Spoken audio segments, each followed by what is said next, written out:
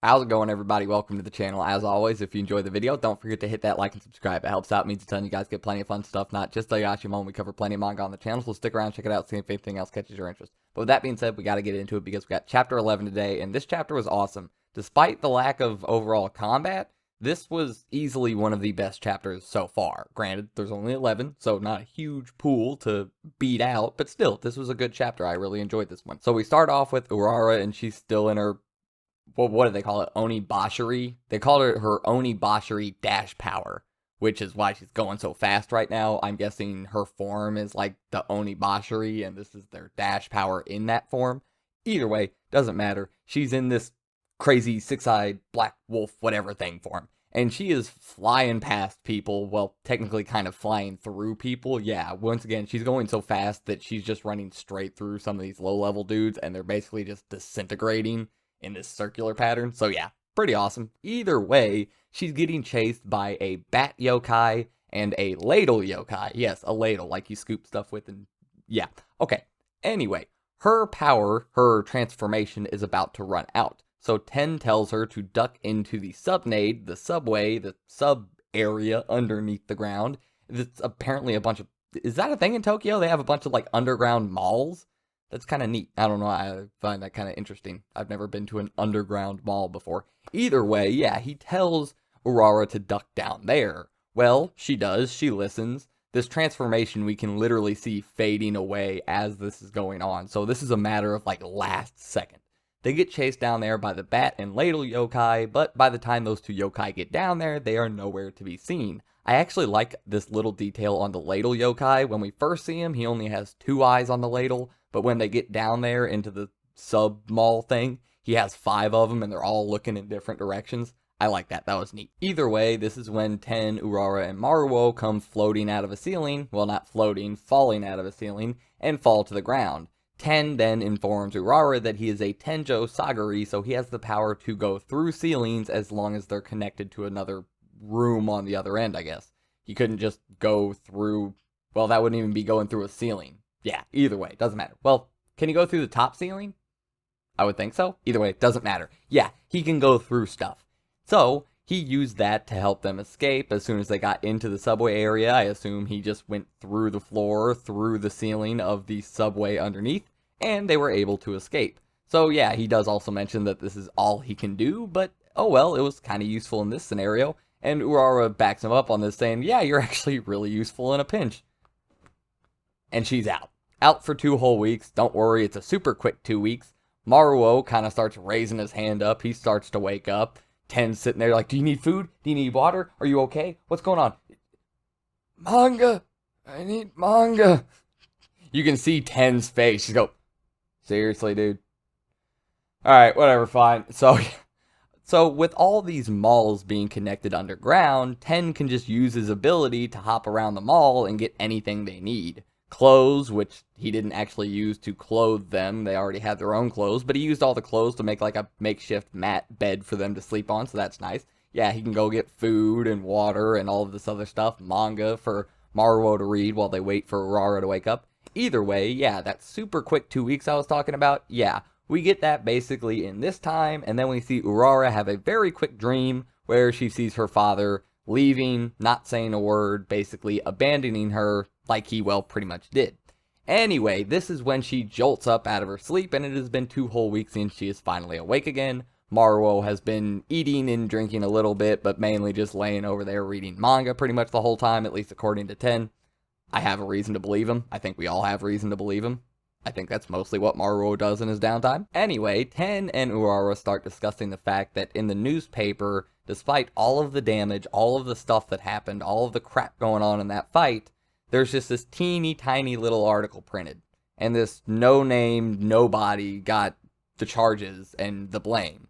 So even after all of that, they realize now that Enma is so powerful that they can make even stuff like that go away like it's nothing.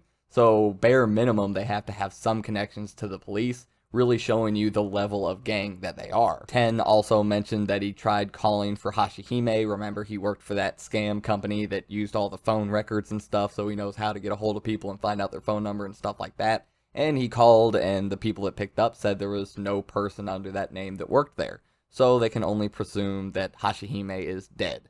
This isn't 100%. There's a chance that Doppo Akari is just doing some weird crap because Doppo Akari does some weird crap and she's technically alive. But if she is technically alive, I think you have to add the technically there because I probably wouldn't call whatever those art pieces are actually alive. Either way, that doesn't matter. Moving past that, 10 mentions that shouldn't they kind of quit? Like, aren't they kind of out of their league? Like, this is really dangerous, Enma's really big, and there's nothing the three of them can really do to stand against them. And Urara starts to stand up, or at least she starts to move or whatever, and 10 freaks out, thinks she's going to be mad. But instead, she bows to 10 and Maruo and apologizes to them, telling them that she went in here looking for revenge, looking to avenge her father, even though she doesn't have any power of her own, and she used them for that. She used them to get to her own goals, but she says that this was actually just her throwing a fit in the end. She admits that she actually agrees with Doppo Akari that she doesn't have the right to avenge her father because she doesn't know him.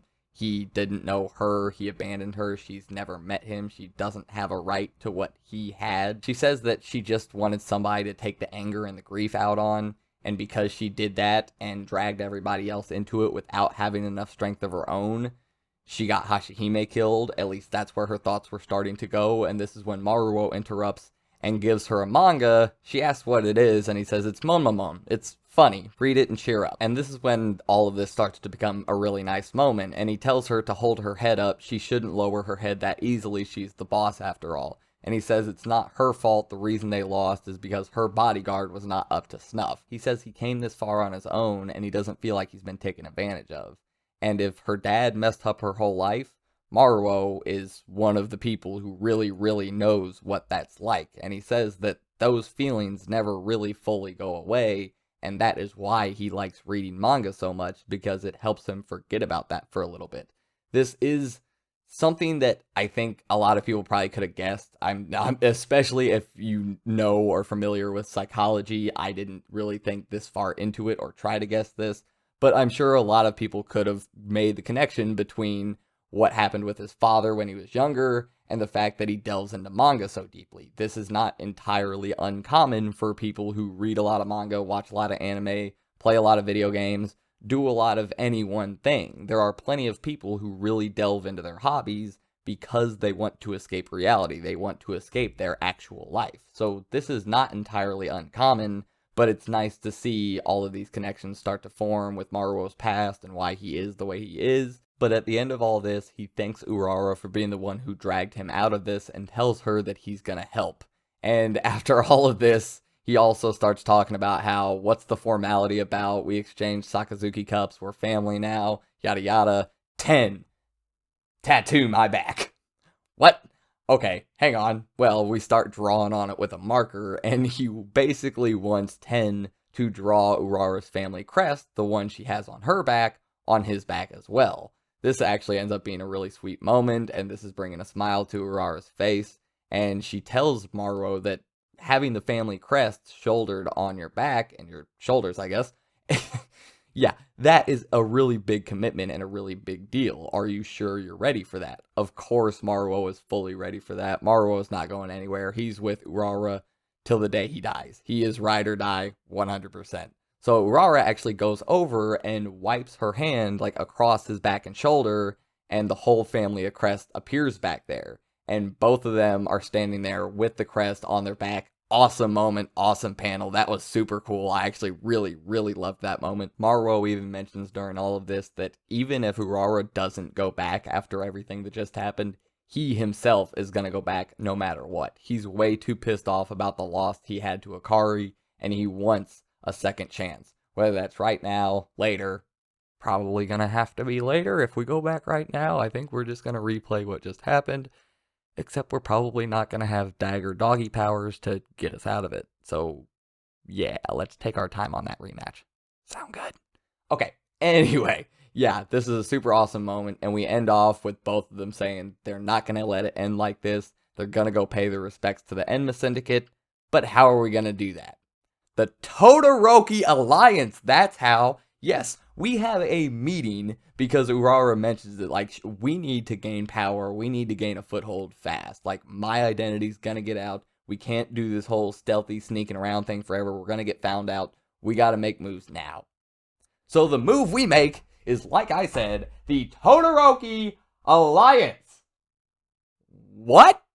So yeah, we end the chapter off with the three of them, Maruo, Urara, and Ten, staring down a bunch of bikers, and presumably what I'm pretty sure is, like we saw his face, I think, back when they were all revealed. Yeah, the leader of one of the four main gangs. This one being an offshoot from the original Enma Syndicate. Remember, the original Enma Syndicate, Kyo dies. We keep having the Enma Syndicate now with Doppo Ikari, but part of that original syndicate broke off and they became the Todoroki Alliance. So yeah, these guys really have a stake in that whole Enma Syndicate game, and I'm sure they specifically do not like Ikari very much when it comes to those four gangs vying for power. So yeah, this is super interesting. I did not expect this to happen. I have no idea how this is gonna go. Yeah, hopefully that leader dude really liked Kyo, and hopefully he doesn't think the same way about Urara as Ikari does. I have no idea, but yeah, I did not expect that ending. That was wild, and I can't wait to see where we go from here. Let me know your thoughts down in the comments below. I hope you guys enjoyed the chapter. I hope you enjoyed the video, and if you did, like I said, don't forget to hit that like and subscribe. Stick around the channel for more, and I'll see you guys next time. I'm out.